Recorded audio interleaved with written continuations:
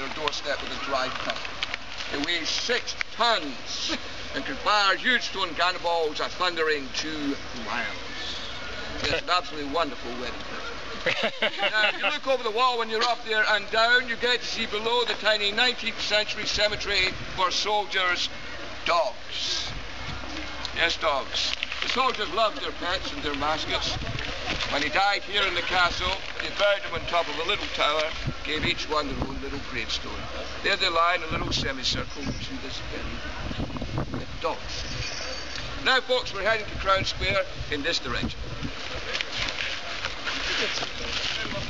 Century, at the end of which is the Fore Well.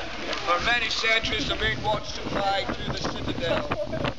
A 6 stones carved out of the volcanic rock to a depth of 34 metres by hand, 110 feet. I would call that hard work. But desperate work because there was no other water supply than the stuff which falls from above. And you might think we get plenty of that, but we don't necessarily. This is deceptive, of course. Well, you do get a fair amount of water, but still, even with that, the water supply was scarce and had to be severely rationed. Next to the well is a huge half-moon battery, completed in 1588 after a very long gestation. It started in 1574. Underneath it, a tower, the David's Tower, destroyed during the Lang Siege of 1573. The whole top of this great tower was blown to bits. It was 100 feet high. Only the lower part remained, and he embedded it inside the half-moon. And you can still get a little glimpse of part of the David's Tower today if you go down that flight of stairs with the railings.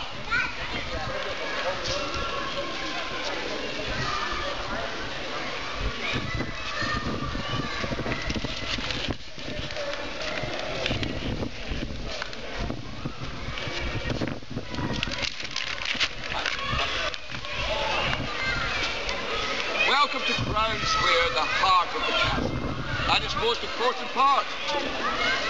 And of course, the logical end of our short tour. The square itself was originally built by King James IV of Scotland in the late 15th century. First of all, he built himself a little palace, a vaulto, for him to stay inside the castle, right over here on the east side of the square, still known today as the Royal Palace. And then,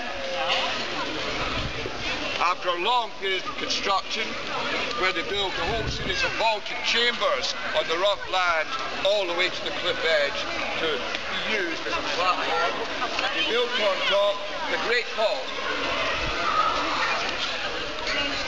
They started construction on the Great Hall in 1503 to celebrate James IV's marriage to Margaret Tudor, daughter of Henry VII of England. The marriage of the thistle and the rose. The thistle, the symbol of the Stuart kings, the rose, the symbol of the Tudors, come together for the first time. It is noticeable that both plants are rather prickly and do not necessarily get on. Well, there is no tension between James and his bride, but there is increased tension between James and his brother-in-law. His brother-in-law becomes King of England in 1509. Who was he? Henry VIII, no less. Eventually, James goes to war with Henry and the English in 1513 as a result of his alliance with the French. James dies fighting at the Battle of Flodden. After James IV, the monarchs simply decline to come here. Only if they're absolutely desperate will they shelter within the castle grounds. So the army take all the buildings, and they do use them. They use the Great Hall as a stable for their horses, as a soldiers' barracks, and even as a hospital. It is only in 1887 that they finally refurbish it with some style. This, of course, is a Victorian vision of the medieval, very romantic and very idealised, but rather wonderful with its Victorian Gothic stylings, including the highly ornate wood panelling, the great fireplace, the minstrel's gallery, and a splendid collection of weapons. The original feature is the ceiling, which is exactly 500 years old. Completed in 1510, of course. Beautiful hammer beam ceiling, made entirely of oak, held together with oak. No nails, no iron, no metal holds this ceiling together. Only joists and pegs.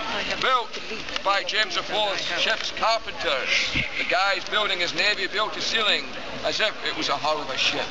Quite wonderfully constructed. It is one of the most important timber ceilings surviving in the United Kingdom today. Now on the west side is the Queen Anne building, built during the reign of Queen Anne in 1710 to house the officers of the garrison. Today instead it houses the Queen Anne restaurant, no less. Next to that, the prisons of war. Here you go down a long and uneven flight of stairs into the darkness of the vaults below the square.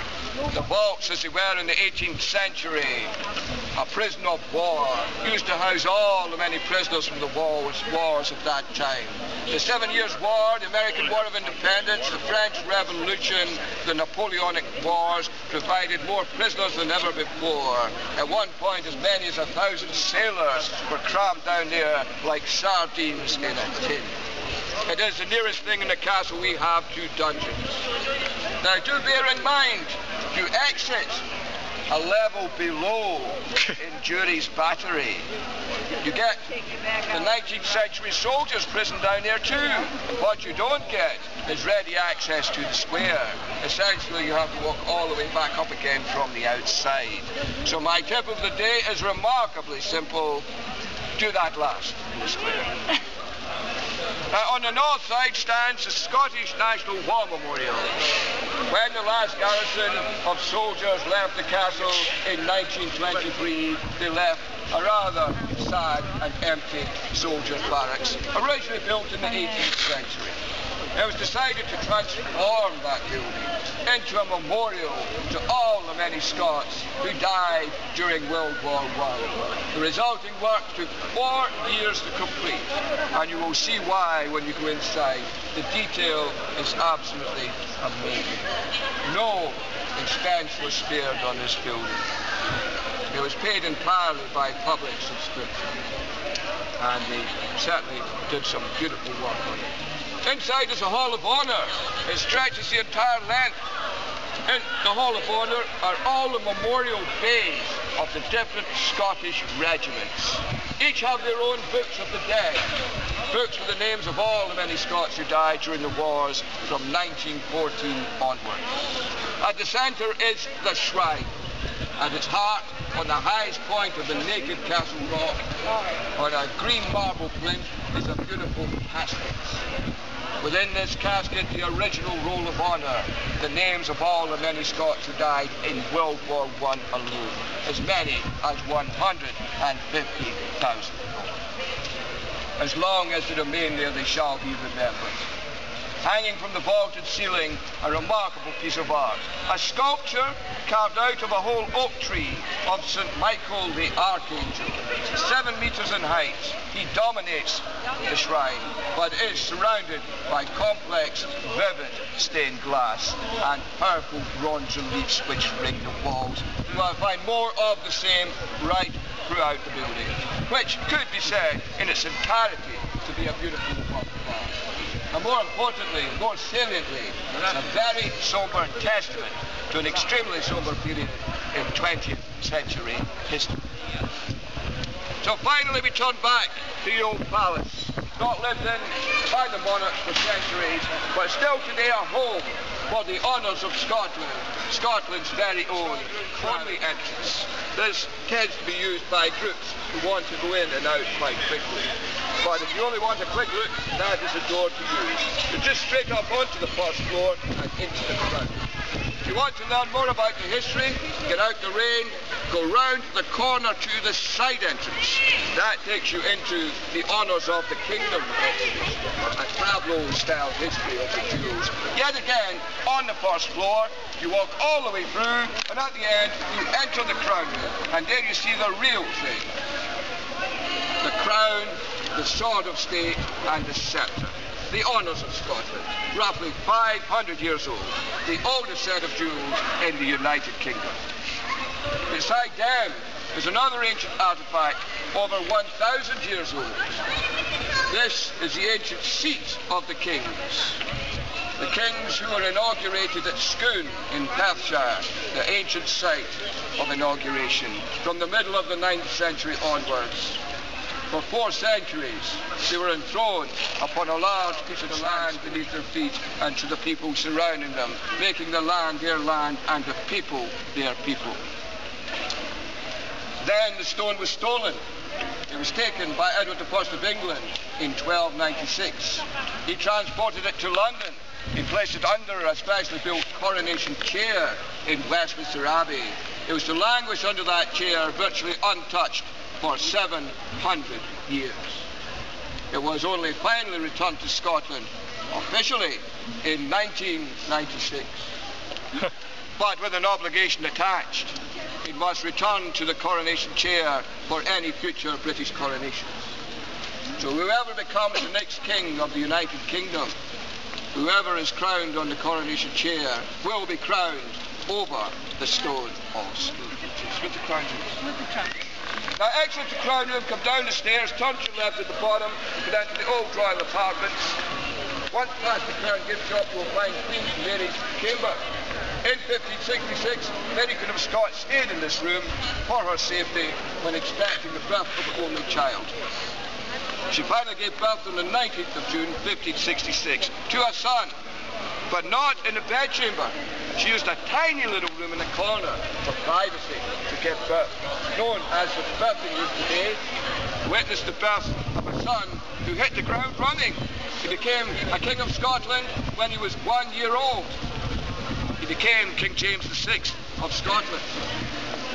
After his mother was forced to flee by her enemies, she ended her life a prisoner of her second cousin, Elizabeth I of England, who beheaded her for treason in 1587. James VI survived. He had no say in his mother's fate, but he did get the last laugh.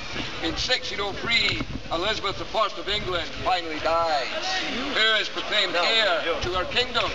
None other than the son of Mary Queen of Scots, King James VI of Scotland, who is actually invited to sit on the coronation chair in Westminster Abbey, and there he is crowned King James I of England. Prophecy that wherever the stone of Scone lies, as it did under the coronation chair, wherever the stone of Scone lies, the Scottish kings will eventually reign.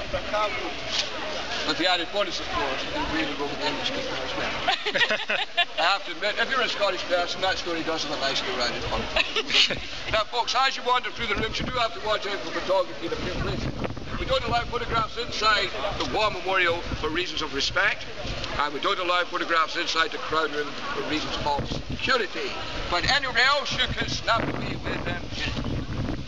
And if visiting Edinburgh Castle has whetted your appetite for castles in Scotland, needless to say, we do have the odd one or two dotted about the place here and there, but not exactly renowned for it, of course. And some of them are quite accessible. For example, Stirling Castle is only a short train ride from Edinburgh, about 40 minutes, just to the northwest, and you have a wonderfully new refurbished palace block within the castle. It was only just completed a few weeks ago. And if you want to stay closer to Edinburgh, you stay in Edinburgh. Go to Craigmillar Castle, 5 miles from this very spot, to the southeast of Edinburgh. Only a short bus ride away. A true medieval castle. And yet there are many others. If you want to find out more about them, you can pick up information at the information centre at the front. So folks, I do believe I finally finished the tour. I hope you enjoyed it. Thank you very much.